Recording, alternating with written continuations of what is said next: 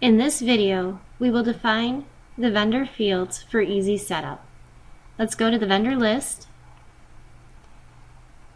Let's click on Gram Monitors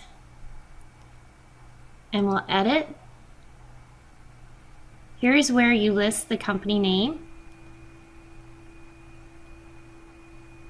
And if you don't have the company name, it will bring up other companies' names that are around your area, which is pretty cool. The vendor code is an optional alphanumeric code up to 3 characters identifying the vendor. This code is printed on price tags and can be used to look up and list the vendor on another record or document. Next is the contact information. So here you can enter in the title, the first name, the last name, the email address. If you know the vendor's website, you can enter that here.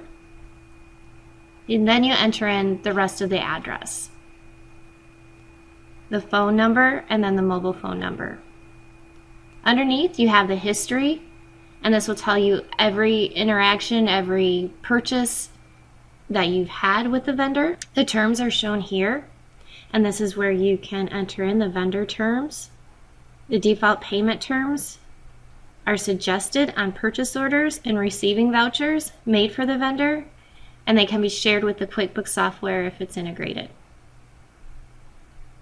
The vendor setting area has the vendor's account number. So if you call in and you have account number, you can enter that in this box right here. If you have an alternate phone number or an alternate contact name, you can enter that there.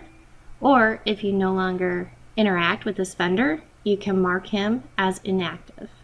If this box is checked, it will hide them as a vendor from the active vendor list, and it will stop exchanging the vendor's information with QuickBooks Financial software. Last is the vendor notes. These are optional notes such as shipping, lead time, FOB point, things like that. And once you've completed your vendor form, then you can save.